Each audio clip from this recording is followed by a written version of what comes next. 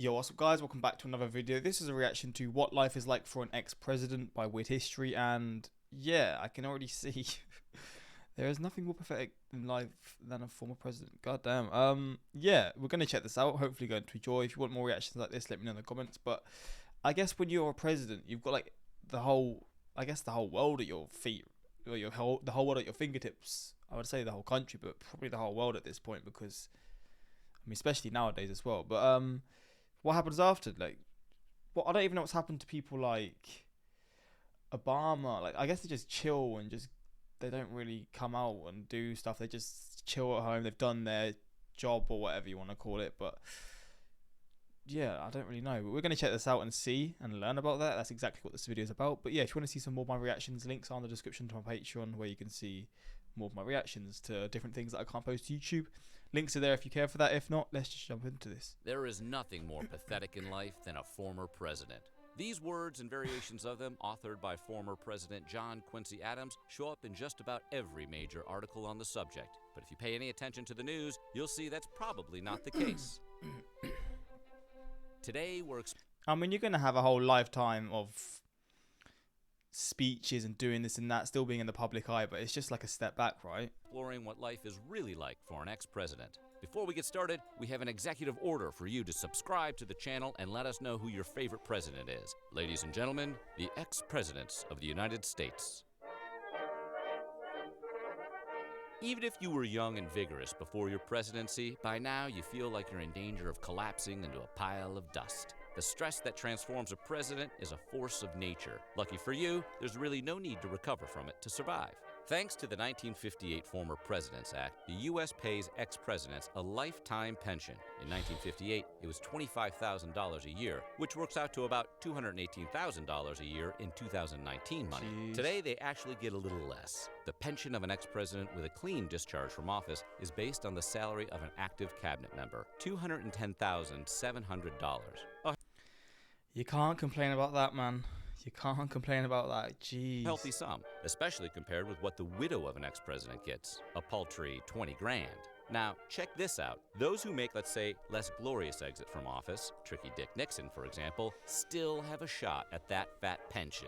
But only if they quit before they can be impeached for their crimes. Provided they do resign in time, they'll still get $210,700 every year until they die, which won't be for some time if they put their free health care and paid travel to good use. Doesn't matter what they did or didn't do to lose their job, because their new job is to save face. And Uncle Sam is happy to let taxpayers foot the bill, bless his tiny little beard. It's not all endless money and rainbow golf at Camp David. Being president means you never, ever, ever get to be alone, ever, What, so you still got like 24/7 protection? ever again. Not even when you're done being president. 2012 saw the passage of a law reversing 1994's 10-year limit on Secret Service protection for former presidents. As of 2013, the Secret Service is tasked with watching over every ex-president until death do them part. Fair enough. That's not too bad. As with the pension, this protection does not extend to the family. The children are inexplicably left on their own after they hit 16 and, begin driving places on their own for the first time in their lives. Out in public, unescorted, bearing the surname of someone who still merits an armed guard at 90. First ladies are punished with the removal of all rights to protection should they divorce and remarry, regardless of how much the general public hates them or how their presidential partner treated them. This is the very definition of a catch-22. Shall we count the number of presidential divorcees? No? Bad luck, Melania. You're stuck with him, although there is that 20 grand to look forward to. What with the pension, the elite security detail, and more things that seem just a little unfair in this economy or any other, a library of your own is a luxury this country can ill afford, right? How does that even make sense? You get not a whole library for yourself. That's got to be exaggerated. Actually, this one makes more sense than the rest, but it requires a bit of background. FDR, known for applying a veritable alphabet soup to reforms to American law books, arranged for a library/museum to archive his many, many, many records. We at Weird History have benefited quite a lot from that tradition. Thanks, Frank. Public officials used to dump their old correspondences and junk into boxes and shove them into attics like good, sane people. This deviation into normalcy on the part of politicians is a real heartbreaker for historians. George Washington's nephew reported that his uncle's papers were very extensively mutilated by rats and otherwise injured by damp. The world may never know what weird history was lost. President Truman spent a great deal of time maintaining his library after departing the Oval Office, which was a very decent thing to do considering how much time and effort those places demand. But there's a very good incentive on the part of the president to keep his notes in good order, as we'll see next. They can make good money. Let's face it. Yeah, autobiographies. Yeah, you're set for life. You've got this salary. You've got this. You got that. You're set for life. I mean, but I think that's just guaranteed anyway. If you've been the president, you're just gonna have a lot of things in life that will be beneficial to you no matter what. Like, just throughout the rest of your time. It takes a very special kind of person to not only envision him or herself as commander-in-chief of a nation over 300 million strong, decide to go through with it, campaign for office, win that office, and stay in that office for 4 to 8 years without getting into serious trouble. Most of us are not that person. A lot of us would like to know what it's like to be that person. Decision points. George W. Bush's book sold 1.5 million copies and earned him $7 million. Bill Clinton got a $15 million advance for his book, My Life, which... What's an advance? Is that when you get like you get money to make... What is an I don't know what an advance is. Sold over 2.25 million copies. I mean, I guess he made that much money, but then he sold that after. And then the advance he was given, the copies that he sold was then given to this person or the company that gave him the advance. And won a Grammy in its audiobook form, narrated by Clinton himself. By 2017, the Obamas had already received $65 million in advance. What is an advance? I think it is, right? What is an advance?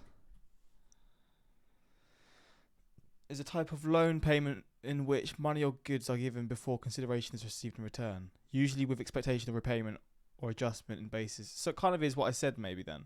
They'll give them money and then they'll make the money that they earn from the books. Possibly. I don't know. Answers for their books. Jimmy Carter, 65 million. Jeez, man. in true Jimmy Carter fashion, wrote not 1 or 2, but 14 books. He was flat broke when he got out of office, according to historian James Thurber.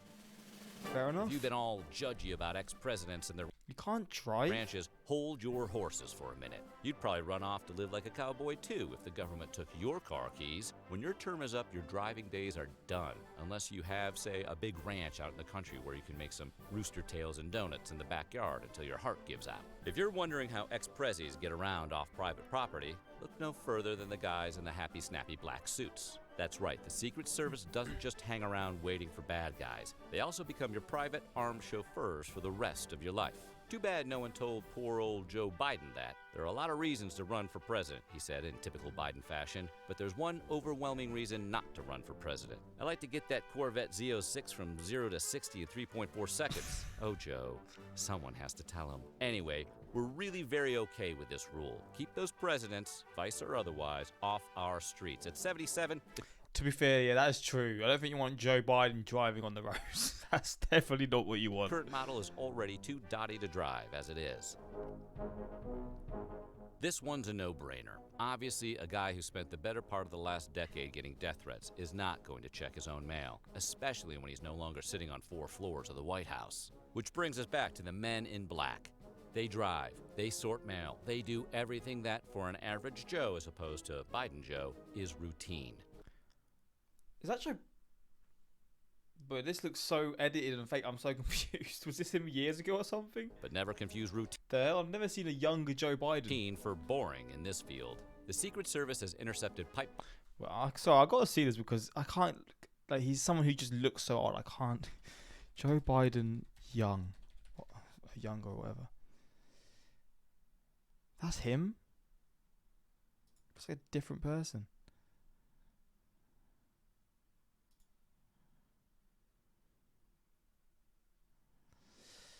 Not my Wi-Fi is so bad. That's the same person.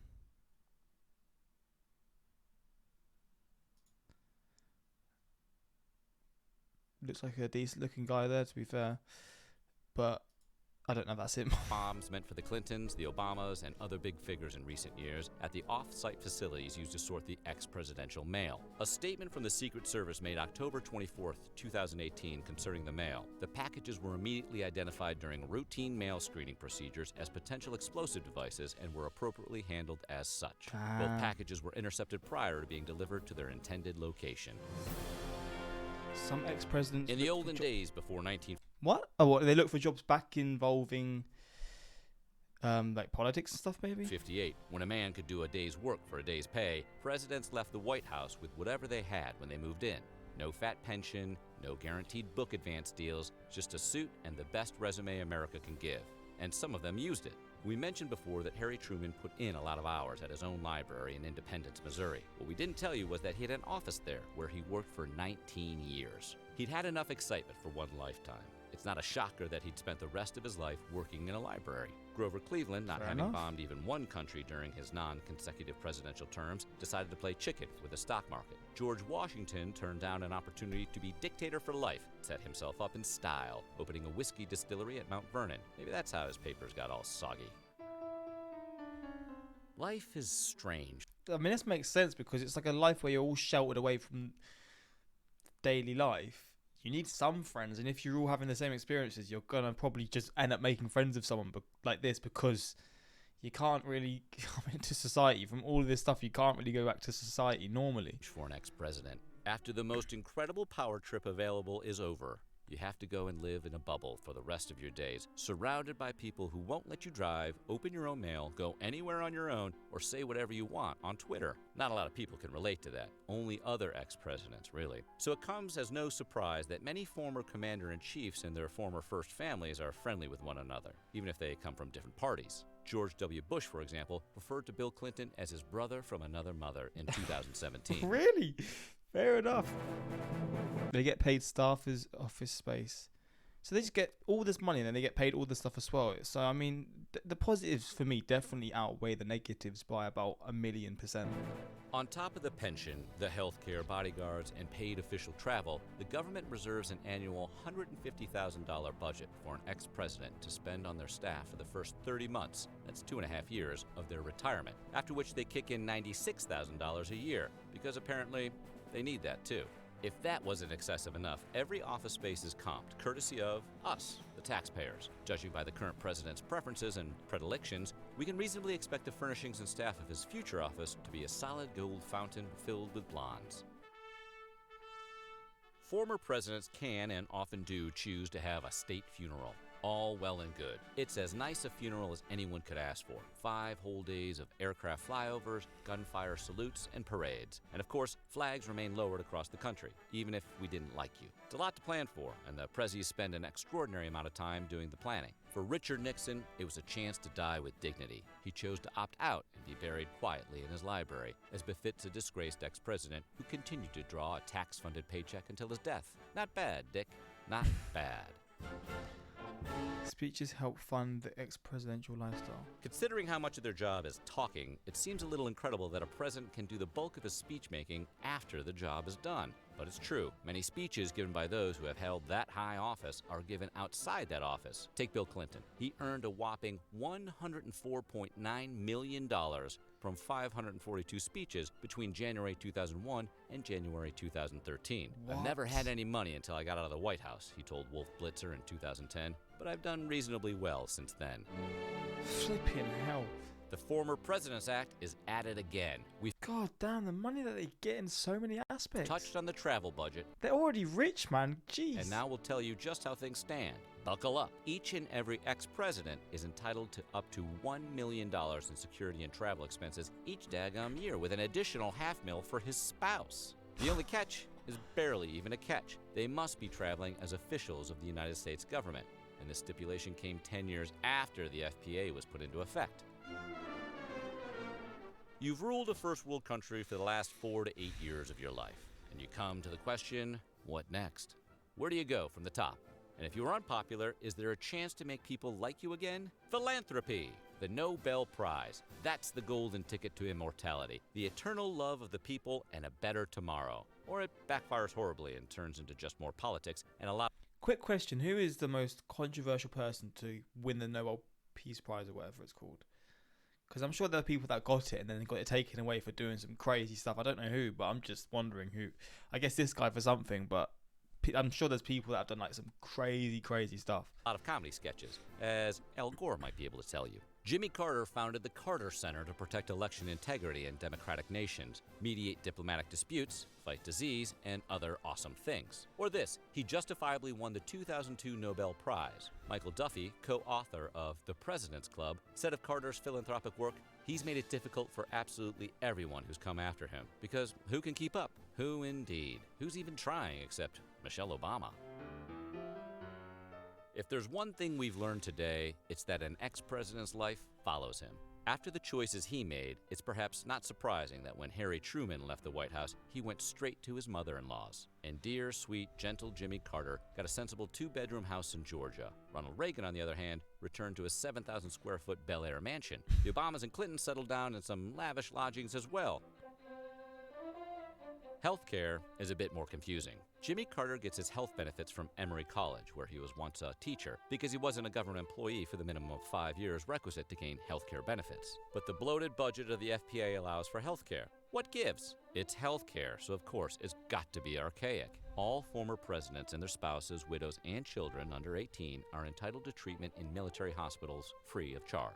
They can also enroll in private health insurance plans at their own expense if they want more than the occasional Motrin, and they can afford it. Ex-presidents are getting wealthier between the pension, the speeches, the books, and the little odds and ends we didn't have time to deal with, and the only way to live and struggle like regular folk is to choose to do so. Jimmy certainly did, and we hope he gets a little more love for it, because it was one heck of a choice to make. So what do you think of an ex-president? They get it good after then, that's for sure. They get treated very well. There's nothing more pathetic in life than a former president. Former president. I now want a comedy movie about a secret service agent who goes on a road trip with his president after the term ends. So Nixon resigned to keep his pension. That's pure intelligence on his part. I went to Jimmy Carter's library in Atlanta. The woman working there told me that President Carter often stops by and greets the visitors. I thought that was pretty cool. That is pretty cool. Be elected for president. Resign on your first day. Profit. That's a good idea. I don't want a responsibility. I just want to get the money and get out. But I don't think that'd ever happen. But yeah, hopefully you enjoyed this reaction. And if you want more stuff like this, let me know in the comments. And yeah, let me know if you think this is right. Do you think they should get all this stuff? I mean, they get money from lots of different things anyway. So do they need all this extra stuff? Especially when it's taxpayers' money. I don't think they should do, but at the same time, I don't know. Because obviously maybe the protection does make sense. But come on now. They can afford to travel, especially when they're selling books and doing speeches and they've just got all this money saved up. I'm sure they'll be fine, but let me know your thoughts. And yeah, until next time, like, subscribe. Peace.